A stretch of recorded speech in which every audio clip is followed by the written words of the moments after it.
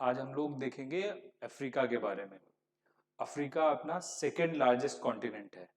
इससे पहले हम लोग third, fourth, fifth, six, seventh वाले पढ़ चुके हैं सभी। तो दूसरा सबसे बड़ा महाद्वीप है अफ्रीका, एरिया वाइज भी और पॉपुलेशन वाइज भी।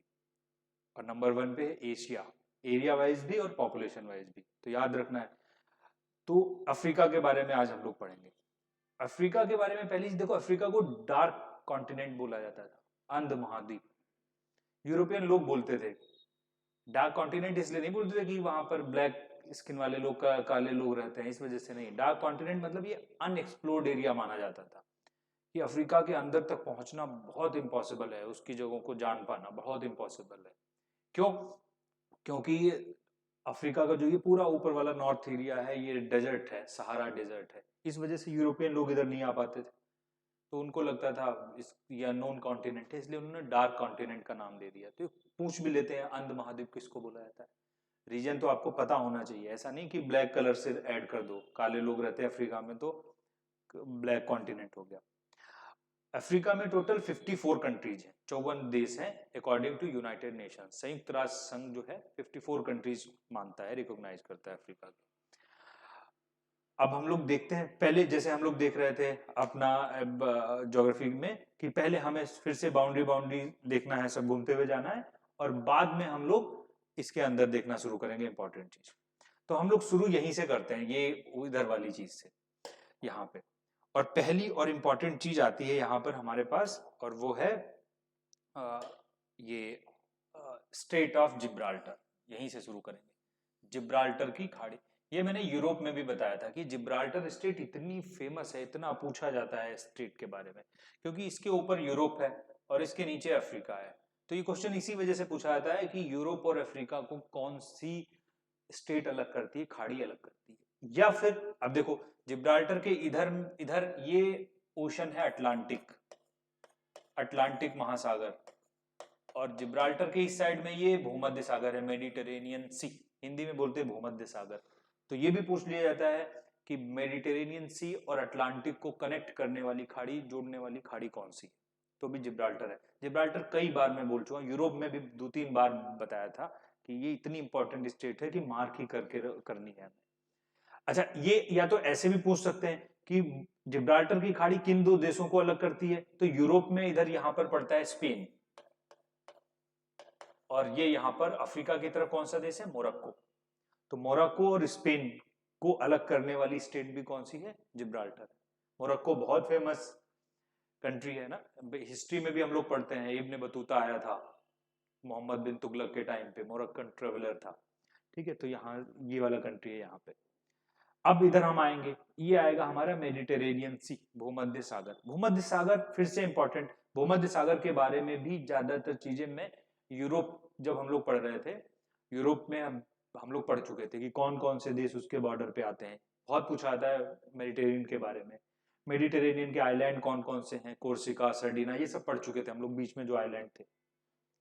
जिसको देखना है वो यूरोप वाला वीडियो आप देखना, उसमें सब है मेडिटेरेनियन के बारे में। मेडिटेरेनियन सी, ये भारत के लिए देखो ये कहां पर है, इसके एशिया यहाँ पर है, फिर अरब और इंडिया वो उधर दूर आएगा, लेकिन तब भी ये इंपॉर्टेंट है इंडिया के लिए, भूमध्य सागर।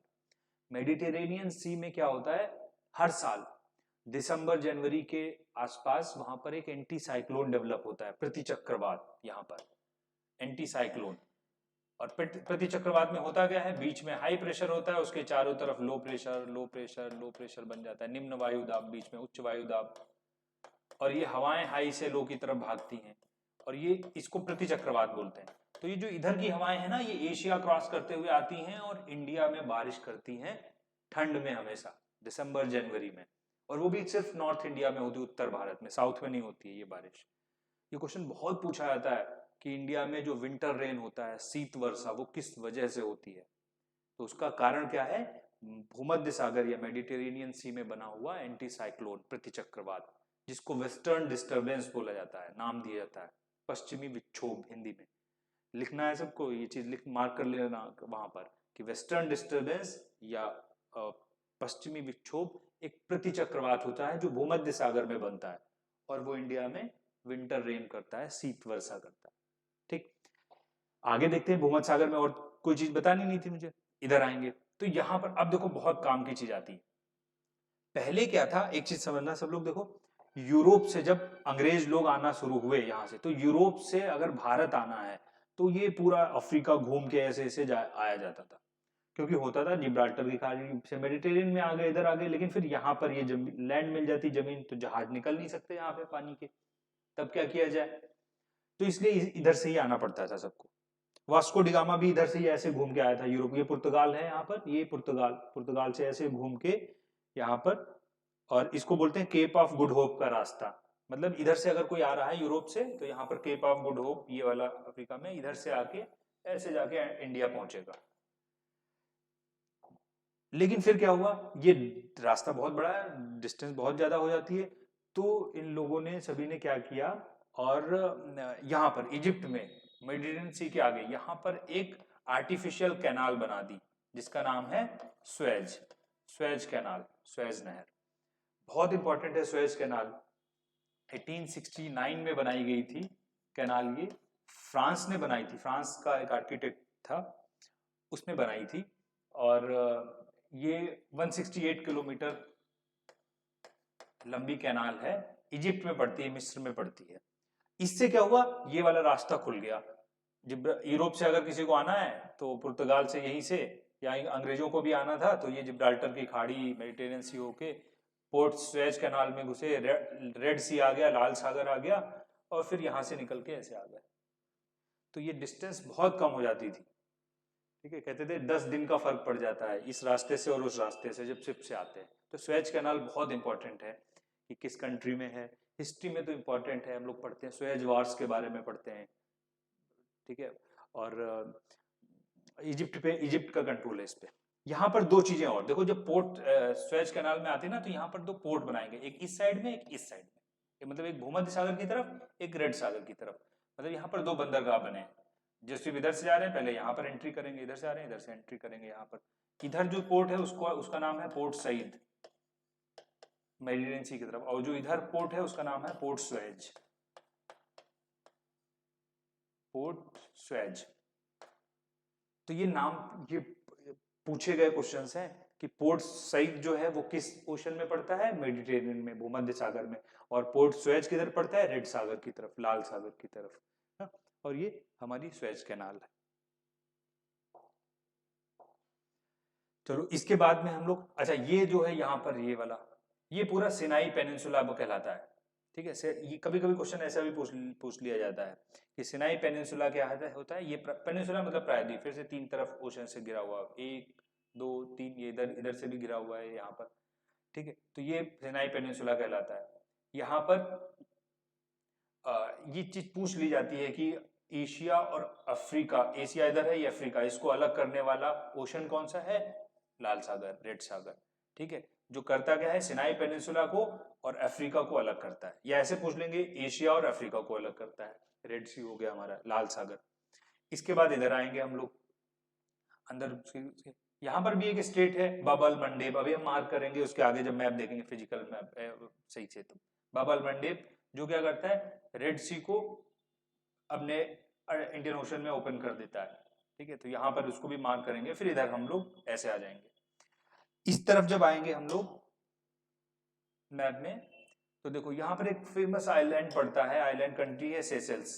सेशेल्स बहुत इंपॉर्टेंट है, पूछ लिया जाता है, भारत के लिए बहुत इंपॉर्टेंट है, इंडिया बहुत इन्वेस्टमेंट करता है सेशेल्स के लिए, क्योंकि इंडियन ओशन में भारत का कंट्रोल बना रहा है।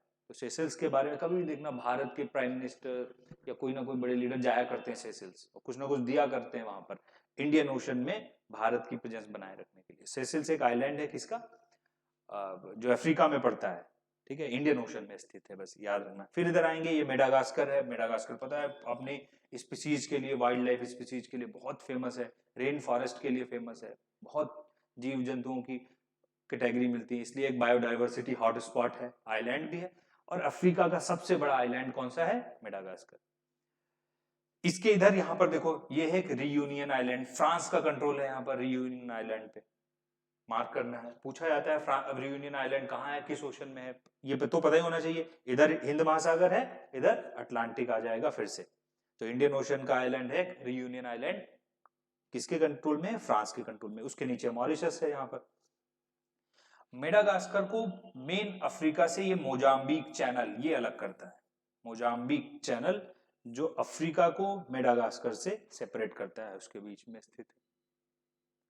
ठीक, इसके नीचे अब हम लोग आएंगे, इधर से आते जाएंगे। यहां पर फिर से ये यहां पर एक मैप में बना होगा, एक सबसे लास्ट जो दक्षिणी पॉइंट है यहाँ का अफ्रीका का, उसको बोलते हैं हम लोग केप एगुलास। ठीक है, केप एगुलास करके नाम से, देखो इसमें दिया होगा किसी मैप में, नहीं है तो आपको मार्क कर लेना है मैप में। यहाँ पर केप एगुलास क्या है? अफ्रीका का सबसे दक्षिणी पॉइंट है यहाँ पर। केप AGHULLAS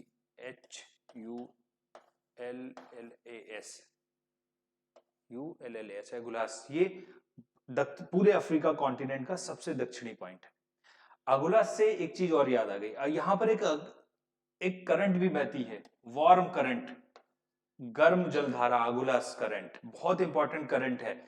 जब हम लोग वार्म और कोल्ड करंट पढ़ते हैं, उनमें से एक बहुत फेमस करंट, बहुत पूछी जाने वाली करंट, इंडियन ओशन, हिंद महासागर की अकेली नोन करंट है जो सबसे ज्यादा पूछी जाती है। और एक वार्म करंट है, गर्म जलधारा है, अगुलास की जलधारा हिंद महासागर में चलती है, और एक वार्म करंट है, वो उधर ही मार्क कर लेना ऐसे वहां पर करंट।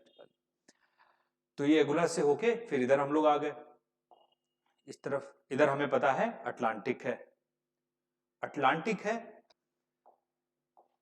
फिर इस तरफ हम लोग आ गए, यहां पर केप वर्डे है, केप वर्डे भी मार्क कर लेना, एक अलग कंट्री, छोटा सा आइलैंड है, कंट्री है छोटा सा, मार्क कर लेना।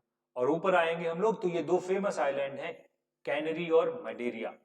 कैनरी आइलैंड स्पेन का है और मडेरिया आइलैंड पुर्तगाल का है। ठीक है, फिर से अटलांटिक के आइलैंड है, महाद्वीप है जो इंपॉर्टेंट है और पूछे जाते हैं कहां पर। ठीक है, तो ये तो बाउंड्री के बाद की बात हो गई हमारी कि कैसी है बाउंड्री अफ्रीका की, उसके चारों तरफ क्या क्या चीजें स्थित है। अच्छा, यहाँ पर एक वर्ड है, यहीं से हम लोग शुरू करते हैं अफ्रीका के अंदर के बारे में जानने से, कि यहाँ पर कैनरी नाम आया था, और यहाँ पर एक कोल्ड करंट बहती है ऊपर, उसका ही नाम है कैनरी, कैनरी करंट, ये कोल्ड करंट है। फिर से देखो, यहां पर मैंने हम्बोल्ट बनाई थी, हम्बोल्ट करंट, कोल्ड करंट, एक रेगिस्तान बना रही थी कालाहारी और दूसरा नामिब बना रही थी।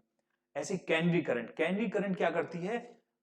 दुनिया का सबसे बड़ा रेगिस्तान बनाती है सहारा। ये क्वेश्चन भी बहुत पूछा जाता है, सहारा डेजर्ट जो दुनिया वर्ल्ड लार्जेस्ट डेजर्ट है, वो किस ठंडी जलधारा की वजह से बनता है? ठीक है, कैनरी कोल्ड करंट है जो नॉर्थ अफ्रीका में वर्ल्ड का लार्जेस्ट डेजर्ट बनाती है सहारा। ठीक है, बहुत इंपॉर्टेंट है। सहारा रेगिस्तान जो है बहुत बड़ा रेगिस्तान है, बड़ा मतलब पूरे अफ्रीका महाद्वीप का 1/4 मतलब 25% हिस्सा जो है वो अकेले सहारा डेजर्ट का है। तो इस वजह से रेगिस्तान ये सबसे बड़ा बन जाता है दुनिया का, और बहुत पूछा जाता है। अच्छा, सहारा ऐसे भी पूछ लेते हैं कि सहारा किन किन देशों में फैला हुआ है, ऐसे पूछ लेंगे। एक चीज और हमें यहां पर मार्क करनी है, ये यहां पर अफ्रीका के बिल्कुल नॉर्थ वेस्ट में एक माउंटेन श्रृंखला है जिसका नाम है Atlas, Atlas mountains, Morocco Algeria में फैले हुए एटलस माउंटेन रेंज। ठीक है, फेमस माउंटेन रेंज है, पूछी जाती है फिर से। ये जो कंट्री है ना, Morocco, Algeria, Tunisia, Libya, Egypt, ये मगरेब के नाम से जाने जाते हैं। मगरेब एक वर्ड यूज कर लेना, ये पूछ लेते हैं कि फॉरेन पॉलिसी में बहुत इस्तेमाल होता है, विदेश नीति में मगरेब। तो ये जो है ये मगरेब कंट्रीज कहलाते हैं, ऊपर वाले बिल्कुल नॉर्थ वाले जो मेडिटेरेनियन को भूमध्य सागर से कनेक्ट हो रहे हैं, मोरक्को, अल्जीरिया, ट्यूनिसिया, लीबिया और इजिप्ट, ये कंट्रीज। अल्जीरिया अफ्रीका का सबसे बड़ा कंट्री है लैंड एरिया में, मार्क करना है अल्जीरिया के बारे में, लार्जेस्ट कंट्री। पहले सूडान था, लेकिन सूडान दो हिस्सों में बट गया, सूडान और साउथ सूडान में। तो अभी के टाइम पे अल्जीरिया लार्जेस्ट कंट्री है अफ्रीका कॉन्टिनेंट का। ठीक है, ट्यूनीशिया बहुत इंपॉर्टेंट है, ट्यूनीशिया से अरब स्प्रिंग की शुरुआत हुई थी फॉरेन पॉलिसी में, फिर से ये सब चीजें काम आती हैं। इसलिए मैप बहुत जरूरी होता है। जब भी मेज दिया जाता है या फॉरेन पॉलिसी पढ़ी जाती है तो इन सब चीजों के लिए आपको एक बार एटलस का सही आइडिया होना चाहिए कि कौन सी चीज कहाँ पर है। ठीक है, ये चीज हो गई। इसके बाद में फिर से इधर हम लोग आते हैं, घूम के आते हैं, इजिप्ट हो गया, लीबिया, ये वाला एरिया यहाँ पर आते हैं। यहाँ पर कंट्री है देखो रेड सी से जो टच करते हैं, एरिट्रिया ऊपर है, यहाँ पर जिबूती। मैं पॉलिटिकल मैप ले लेते हैं हम लोग, उसमें ज्यादा सही आ जाएगा।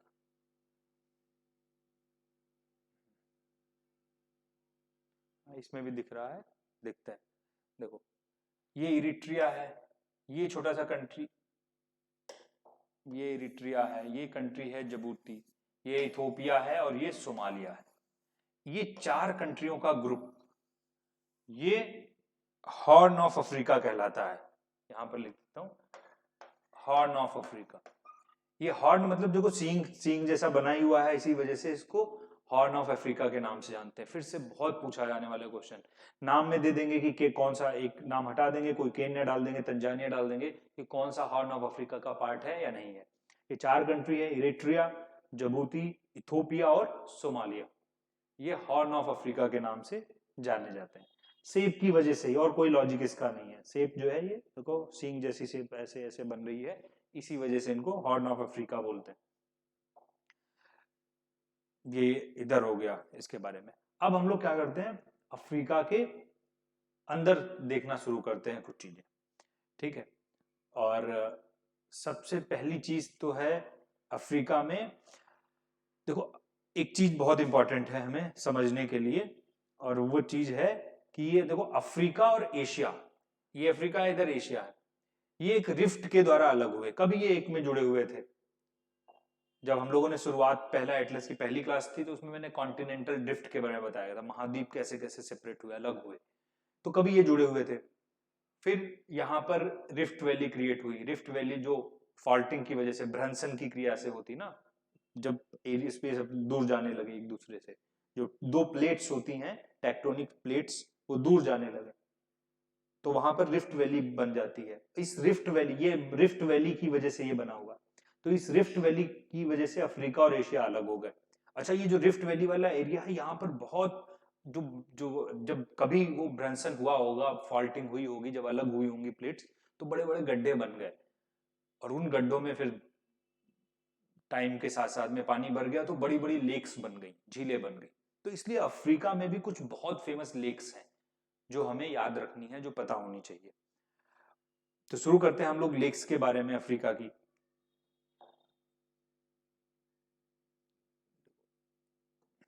इसी में सब बनी हुई हैं, लेक देख लेते हैं इनमें। यहाँ पे आते हैं सब लोग, हम लोग पहले है ये लेक मलावी। यहाँ पर मलावी कंट्री है, और वहां पर ये लेक है मलावी, बहुत पूछी जाती है। ये लेक है तंजानिया, मलावी और मोजाम्बिक में। ठीक है, 3 कंट्रियों में फैली हुई है लेक, बॉर्डर पे है तीनों के। देखो मलावी बहुत पूछी जाती है, फिर से कहां कहां पर फैली हुई है ये लेक। ठीक, दूसरी मलावी हो गई है हमारी। यहां पर एक आती है बहुत famous lake, lake Victoria. Lake Victoria Africa की सबसे बड़ी लेक है। ठीक है, ये लेक विक्टोरिया जो है, ये भी 3 कंट्रीज में फैली है, केन्या, युगांडा और तंजानिया। केन्या, युगांडा और तंजानिया, इसमें फैली हुई है। ये वाला बॉर्डर है देखो, केन्या का ऊपर, युगांडा और तंजानिया के बॉर्डर पर विक्टोरिया। नाम भी याद रहता है, अगर यहाँ पर लिख दो विक्टोरिया, आगे कर दो विक्टोरिया, जैसे याद भी रह जाता है विक्टोरिया। लेक विक्टोरिया बहुत फेमस है। फेमस इस वजह से है क्योंकि देखो लेक विक्टोरिया से ही एक नदी निकल रही है, जो नदी कौन सी है, व्हाइट नाइल। देखो अफ्रीका की सबसे लंबी नदी है नाइल। अफ्रीका क्या, ये पूरी दुनिया की सबसे लंबी नदी है नाइल। और नाइल निकलती कहाँ है, नाइल के 2 पार्ट हैं, एक विक्टोरिया, जो एक व्हाइट नाइल है, वो लेक विक्टोरिया से निकल रही है। विक्टोरिया मैंने अभी बताया 3 कंट्रियों में, केन्या, युगांडा और तंजानिया में फैली हुई है। दूसरी है ब्लू नाइल, जो लेक टाना, इथोपिया से निकलती है। ये भी बहुत इंपॉर्टेंट है, ब्लू नाइल। तो ये अलग अलग पूछ लिया जाता है, व्हाइट नाइल कहाँ से निकलती है और ब्लू नाइल कहाँ से निकलती है, और दोनों यहाँ पर सूडान में, सूडान की जो कैपिटल है खार्तूम, वहां पे मिलती हैं और उसके बाद में आगे चलती हैं। तो लेक टाना भी मार्क कर लेना, लेक टाना इथोपिया, और लेक विक्टोरिया केन्या, युगांडा और तंजानिया, और व्हाइट नाइल लिख देना है और ब्लू नाइल लिख देना है। ये आगे चलती हैं, ये तो लिखना ही है, दुनिया की सबसे लॉन्गेस्ट रिवर है नाइल। फिर यहाँ पर ये लेक और बनती है नाइल के किनारे ही, जिसका नाम है Lake Nasser. Lake Nasser Egypt और सूडान में फैली हुई, लेक नासिर जो नाइल के किनारे ही है, इजिप्ट और सूडान, मिस्र और सूडान में फैली हुई लेक नासिर। और फिर ये नाइल जाके मेडिटेरेनियन सी में, भूमध्य सागर में गिर जाती है। फिर से बहुत अच्छा क्वेश्चन कि नाइल कहाँ पे गिरती है, किस सागर में गिरती है। ऑप्शन दे देंगे, अटलांटिक, रेड सागर, मेडिटेरेनियन, ऐसे। जैसे हमने देखा था अमेजन कहाँ पे गिर रही थी, अटलांटिक में गिर रही थी, ऐसे। गंगा कहाँ गिरती है, बे ऑफ बंगाल में गिरती है। इंडस, सिंधु कहाँ गिरती है, अरेबियन सी में गिरती है।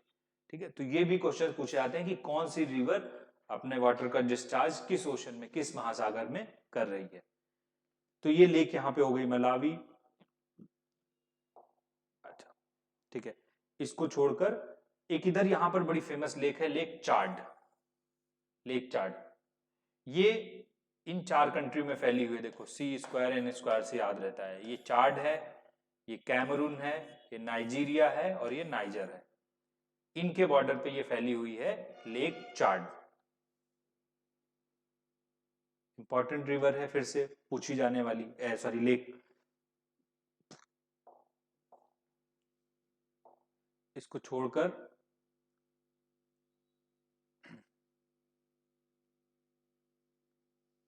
हाँ, एक और लेक बच गई, देखो यहां पर रह गई, ये इसका नाम नहीं लिखा था उसमें। ये लेक है, इसका नाम है लेक तंगानिका। तंगानिका जो बुरुंडी, तंजानिया, जायरे और जाम्बिया में फैली हुई है, 4 देशों में।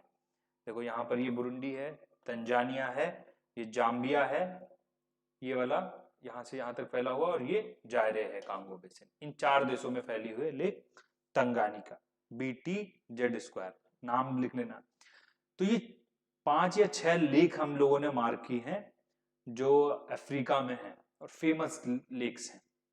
विक्टोरिया और लेक ताना इथोपिया की, ये बहुत पूछी जाती हैं क्योंकि ये नाइल का सोर्स है, नील नदी का सोर्स है, यहां से नील निकलती है, इस वजह से। ठीक, ये लेक्स हो गई हमारी।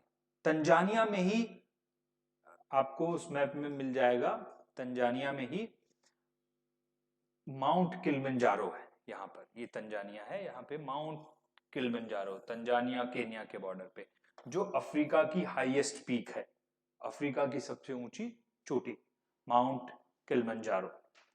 वल्केनो से बना हुआ, वल्केनिक हिल बनी हुई है, जो ज्वालामुखी से बने हुए पहाड़ होते हैं, वो है माउंट किलिमंजारो। और ये अफ्रीका की सबसे ऊंची चोटी है, 5895 मीटर लिखा भी हुआ है। ठीक, एक यहां पर एक रिवर है, देखो जाम्बिया और जिम्बाब्वे, ये जाम्बिया में, इसका नाम है जम्बेजी रिवर। जम्बेजी रिवर एक बहुत फेमस वाटरफॉल जम्बेजी पे बनता है, जिसका नाम है विक्टोरिया वाटरफॉल। विक्टोरिया लेक अलग थी, विक्टोरिया वाटरफॉल अलग है। विक्टोरिया वाटरफॉल बड़ा फेमस वाटरफॉल है, झरना है, जलप्रपात जिसको बोलते हैं, जो जाम्बिया में जम्बेजी रिवर पे है।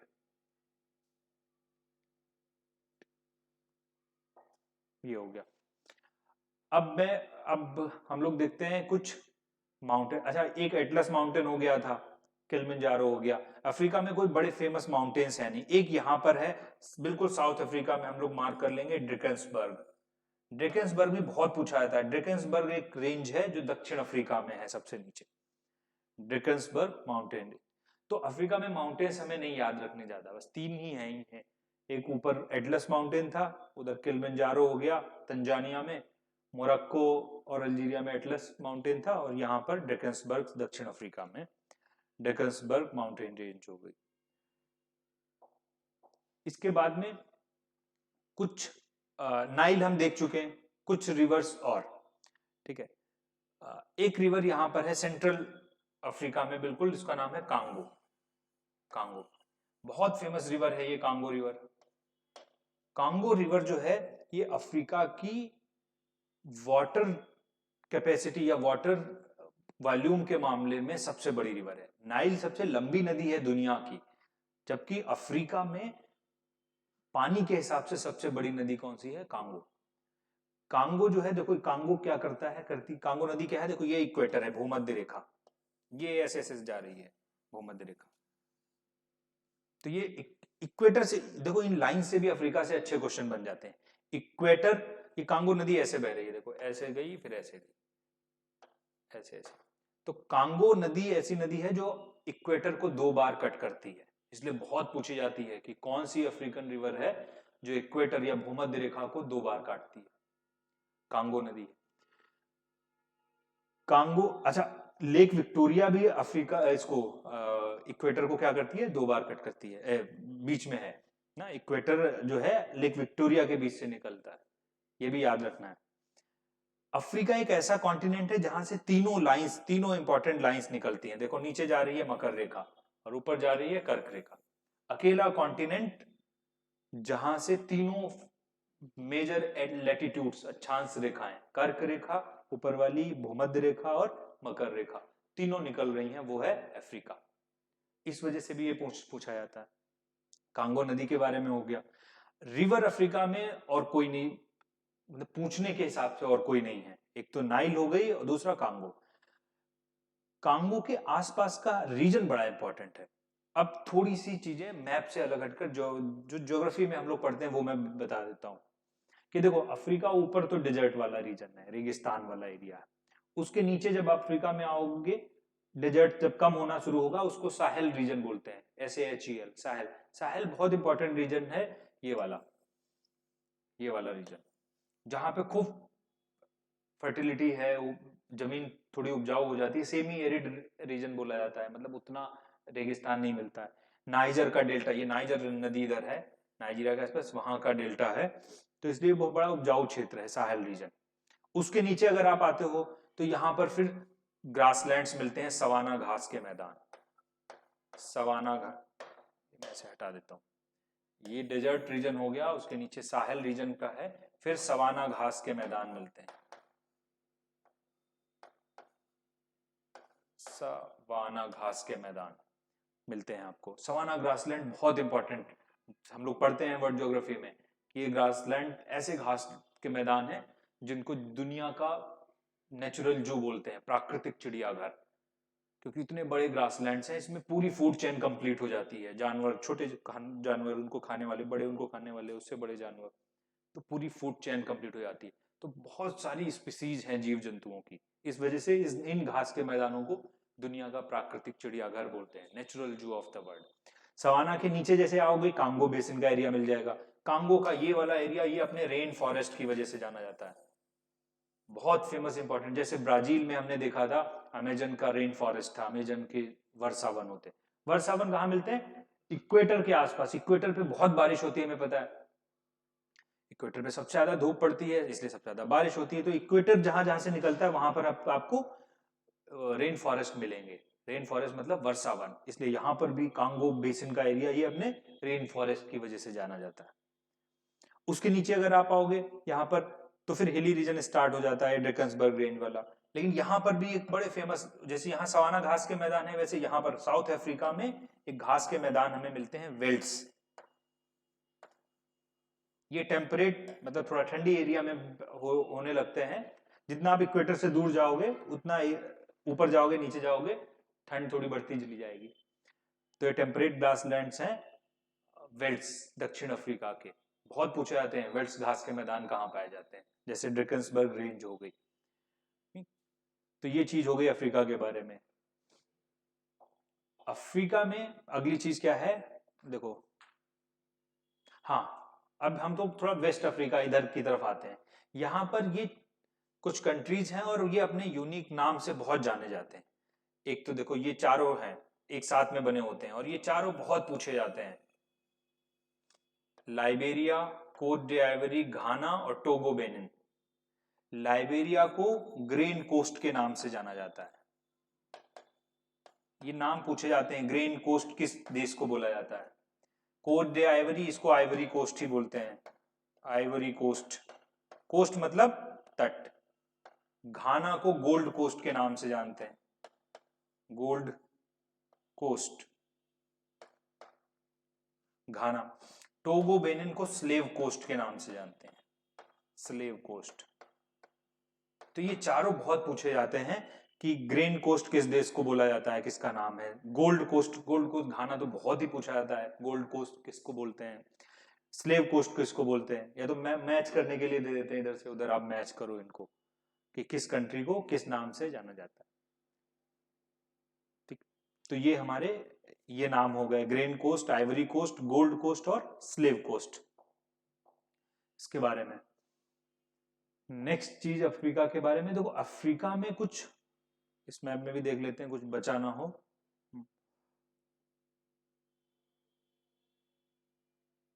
ठीक, तो ऐसी कोई चीज तो नहीं है। अब देखो अफ्रीका में बहुत अलग अलग टाइप की ट्राइब्स, जनजातियां पाई जाती हैं। और वो जनजाति, हालांकि वो अलग टॉपिक है, लेकिन मैं कुछ जनजातियों के बारे में बताता हूं जो इसी में मैप पे ही लिख लेनी है। और इस वजह से मैं बोलता हूं कि अगर आप मैप में ही सब चीजें लिखते जाओ अपने एटलस में ही, तो बहुत सारी चीजें ज्योग्राफी की तैयार हो जाती हैं साथ साथ में। देखो अफ्रीका में ऐसे हम लोग लिख देते हैं, ऐसे ऐसे प्लस का लाइन बना लो, इधर इधर, मतलब ये कलर में दूसरा ले लेता हूं, इधर इधर, ऐसे वाला, नॉर्थ, वेस्ट, ईस्ट और साउथ। देखो साउथ में अफ्रीका में यहाँ पर कुछ फेमस जनजातियां हैं। एक तो मैंने लिखा था बुशमैन, बुशमैन जो कालाहारी डेजर्ट में पाई जाती हैं। साउथ अफ्रीका में एक टाइप पाई जाती है जूलू। जूलू बहुत फेमस है, जूलू तो हिस्ट्री में भी आता है, जूलू वॉर हुआ था गांधी जी जब दक्षिण अफ्रीका में थे तब, तो इसलिए जूलू ट्राइब भी बहुत पूछी जाती है, कहाँ पाई जाती है, दक्षिण अफ्रीका में। इधर आओगे, यहाँ पर केन्या में दो बड़ी फेमस जनजाति हैं, एक मसाई है और एक किकियू है, KIKIU, किकियू, मसाई और किकियू, ये केन्या की जनजातियां हैं। कांगो बेसिन का एरिया, यहां पर एक बड़ी फेमस जनजाति है पिग्मी के नाम से, पिग्मी ट्राइब पाई जाती है बिल्कुल बीच में, सेंटर में। नॉर्थ अफ्रीका सहारा की तरफ जाओगे तो यहाँ मोरक्को में एक है बर्बर ट्राइब, बड़ी ये भी फेमस है, बर्बर। और एक तुरेग करके भी है, तुरेग ट्राइब, ये नॉर्थ अफ्रीका में मोरक्को अल्जीरिया की तरफ मिलती हैं। और एक वेस्ट अफ्रीका में ये जो एरिया है घाना, टोगो, बेनिन का, यहाँ पर एक हौसा जनजाति पाई जाती है, हौसा ट्राइब।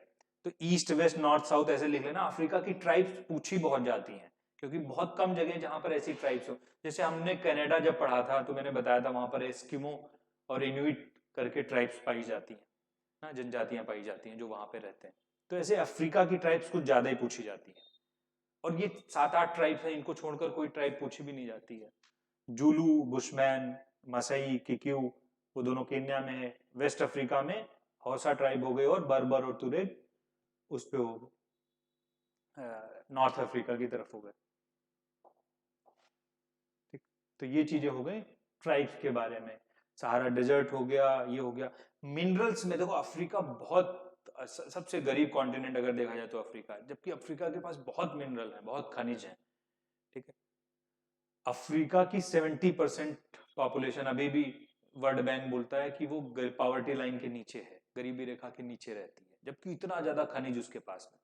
पॉवर्टी लाइन पता है, वर्ल्ड बैंक के अकॉर्डिंग जिसको $2 पर डे से कम मिल रहा है वो गरीबी रेखा के नीचे है। $2 ये स्टैंडर्ड है, ये भी पूछा जाता है according to World Bank poverty line की लिमिट क्या है, आपको पता होना चाहिए, $2 पर डे। उसके अकॉर्डिंग 70% अफ्रीका जो है पॉवर्टी लाइन के नीचे रहेगा। ठीक है, जबकि अफ्रीका में मिनरल्स, बहुत ज्यादा मिनरल्स पाए जाते हैं। दुनिया का 50% गोल्ड अफ्रीका में है। डायमंड में तो बोलते हैं 95%, मतलब 90% से ज्यादा गोल्ड डायमंड अफ्रीका से आते हैं, बाकी के सभी मिनरल्स लगभग। तो अफ्रीका के पास रिसोर्सेज बहुत सारे हैं, लेकिन अफ्रीका ट्राइब्स में बटा हुआ, इन जनजातियों के बीच में बहुत लड़ाइयाँ होती हैं और इस चक्कर में दिक्कत रहती है कॉन्टिनेंट में। और तो अफ्रीका के बारे में कोई ऐसी चीज नहीं, देख लेते हैं। प्लेटू, नामीब डेजर्ट हो गया, ये जो रिफ्ट मैं बता रहा था जिसकी वजह से अफ्रीका और ये अलग हुआ था एशिया, वो ये रिफ्ट वाला ये पूरा रीजन है यहाँ पर। ये देखो दारफूर एक जगह देखो रह गई यहाँ पर, सूडान में दारफूर। दारफूर भी बड़ा फेमस जगह है सूडान में। जब सूडान और साउथ सूडान अलग हुआ है ना, तो यहाँ पर बहुत नरसंहार हुआ है ट्राइब्स के बीच में, इसलिए दारफूर भी खूब पूछा गया है। दारफूर एक डेजर्ट रीजन है, प्लेटू रेगिस्तान के अंदर जो उठा हुआ एरिया होता है प्लेटू पठार, दारफूर ये सूडान का एरिया है। इस वजह से एटलस माउंटेन्स हो ही गए। चलो इसको बाद में देख लेंगे। यहाँ पर देखो एक आइलैंड दिख रहा है यहाँ पर, इस कोट्रा आइलैंड इसको बोलते हैं, ये यमन के कंट्रोल में है, ये भी इंडियन ओशन में है। Socotra island, SOCOTRA, Socotra island. हाँ देखो एक स्टेट रही गई थी यहाँ पर जो मैं बताने जा रहा था उस टाइम पे, यहाँ पर तो हो गई जिब्राल्टर, यहाँ पर स्वेज कैनाल हो गई, और यहाँ पर एक स्टेट है बब अल मंडेब। बब अल मंडेब ये क्या करती है, लाल सागर को गल्फ ऑफ अडन से, अडन की खाड़ी से जोड़ती है। तो अगर स्वेज कैनाल से आपको आना है तो आपको ऐसे ऐसे करके रेड सी आएगा, फिर बब अल मंडेब स्टेट आएगी और गल्फ ऑफ अडन में आ जाओगे और आप हिंद महासागर में एंट्री कर जाओगे। तो बब अल मंडेब भी पता होनी चाहिए कहाँ पर है। इसके इधर ये सॉरी एशिया है और उसके इस साइड में अफ्रीका है।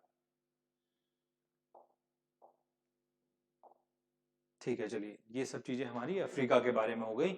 और इसके बाद हम लोग देखेंगे अपना लास्ट कॉन्टिनेंट जो हमारा सबसे बड़ा कॉन्टिनेंट है, और वो है एशिया।